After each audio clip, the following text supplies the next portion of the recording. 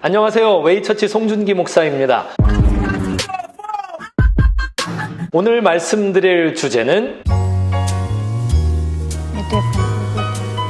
이런 질문을 받았어요. 목사님, 기도하면서 성령의 음성을 어떻게 듣는 것입니까? 아무것도 염려하지 말고 다만 모든 일에 기도와 간구로 너희 구할 것을 감사함으로 하나님께 아뢰라. 그리하면 모든 지각에 뛰어난 하나님의 평강이 그리스도 예수 안에서 너의 마음과 생각을 지키시리라. 빌립보서 4장 6절 이렇게 시작하죠.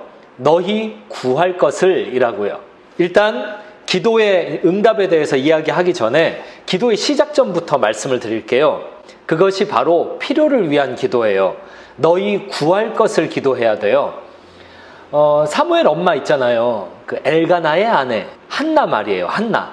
한나가 기도할 때 거창한 거 가지고 기도 안 했어요. 그냥 본인의 필요를 가지고 기도했어요. 그냥 힘들었거든요. 그의 적수인 분인나가 그를 심히 격분하게 하여 괴롭게 하더라. 매년 한나가 여호와의 집에 올라갈 때마다 남편이 그같이 하매 분인나가 그를 격분시키므로 그가 울고 먹지 아니하니 한나가 마음이 괴로워서 여호와께 기도하고 통곡하며. 한나는 거창한 기도를 하지 않았다고요. 본인에게 필요한 걸 가지고 기도했어요. 사실 이 시대를 바라보면요, 이거 사사시대거든요. 엘가나, 이 남편은 또 레위 지파란 말이에요. 다시 말해서 제사를 담당하는 사람이에요. 그런데 그런 사람이 첩이 웬 말이에요. 아내가 한 명 더 있단 말이에요. 이런 시대상을 가지고 한나가 조금이라도 생각이 거룩하고 깨어있으면 주여 우리를 용서하소서, 우리를 구원하소서, 뭐 이런 기도를 했어야죠. 근데 한나는 그냥 자기 힘든 거 가지고 나갔어요. 필요를 가지고 기도했다고요. 나중에 하나님이 기도에 응답하신 후에 사무엘상 2장으로 넘어가면 한나가 하나님을 찬양하며 메시아 찬양을 하게 되는 장면으로 바뀌게 돼요. 이제 필요를 가지고 기도하는 시작점에서 더 깊은 데로 넘어가는 것을 보여주죠. 한나만 그런 게 아니었어요. 성경에서 하나님 마음에 합한 자라고 불리었던 다윗도 그랬어요. 제가 좋아하는 성경의 장 중에 시편이 있거든요. 거기에 보면 이런 구절이 있어요. 시편 15절 악인의 팔을 꺾으소서, 팔을 분질러 주소서, 뭐 이런 기도예요. 다윗이 보복 기도를 하는 장면은 시편에 종종 등장합니다. 다윗은 하나님 앞에 거룩한 기도를 했다기보다는요, 그냥 솔직한 기도를 했어요. 사실 하나님께 기도를 할 때 하나님과 나와의 그 관계를 믿는다면 솔직한 기도를 할 수가 있죠. 네, 솔직한 기도. 내 필요를 가지고 솔직하게 나갔어요. 이게 기도의 출발점입니다. 기도는 평범한 거예요. 그냥 내가 필요로 하는 거 있잖아요. 그거에 대해서 먼저 들고 하나님 앞에 나감으로써 기도가 시작되는 거예요. 그런데 이 필요를 가지고 기도하다 보면 기도의 다음 단계로 넘어가게 됩니다. 자, 아까 처음에 시작했던 빌립보서 4장 6절 이렇게 이어져요. 너희 구할 것을 그 다음에는 감사함으로 라고요. 감사함으로. 그 기도를 말이에요. 감사함으로. 그 필요를 감사함으로 하라는 거예요. 아니, 내가 필요를 구했는데 그 필요 내가 받지 않았는데 그걸 어떻게 감사해? 그 말은 다른 말로 믿고 구하라는 것이에요. 믿고 구하라. 내게 어떤 필요가 있어서 기도하는데 그 필요를 들어주실 하나님을 신뢰함으로 기도하는 거예요. 하나님을 바라보니까 내게 필요한 그 결핍이 커 보이는 게 아니라 하나님을 신뢰하고 하나님이 커 보이는 그 관계 안으로 들어가는 거예요.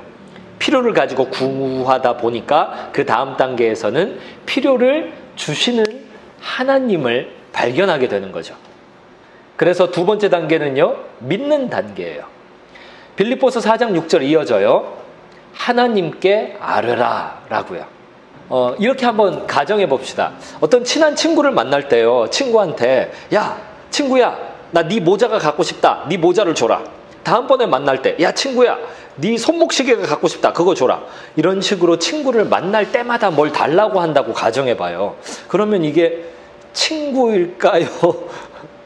친구라면은 어떤 거냐면 어떤 필요를 가지고 계약 관계로 만나는 게 아니라 그냥 만나는 거죠. 그냥 뭐 특별한 이유가 없는 거죠. 친구라면 전화를 할 때 그냥 할 수 있겠죠. 아무 이유 없이 말이에요. 친구 왜 나한테 전화했니? 별 이유는 없어. 그냥 했어. 이런 게 있을 수 있겠죠. 여기 보니까 필요를 감사함으로 구하면서 그 다음 단계가 뭐냐면요. 하나님께 아뢰는 거예요. 하나님께. 내가 구하는 그 기도 제목, 필요를 하나님께 구하는 거예요. 다시 말해서 하나님과의 관계 안으로 들어가는 거예요. 하나님께 뭘 받을 생각을 처음에는 했어요. 그런데 그 받을 생각을 갖고 기도를 하다 보니까 내게 필요를 채워주시는 하나님이 커 보이기 시작하는 단계예요. 하나님께 구하라. 그러면 그 다음 단계로 넘어가게 되는데요. 그것은 모든 지각에 뛰어나신 하나님의 평강이 너의 마음과 생각을 지키시리라. 이 부분이에요. 다시 말해서 하나님의 평강이 주어지는 상태가 되는 거예요. 모든 지각에 뛰어난 하나님. 내 생각에는 이게 필요해요. 그래서 그 필요를 가지고 믿음을 가지고 구했어요.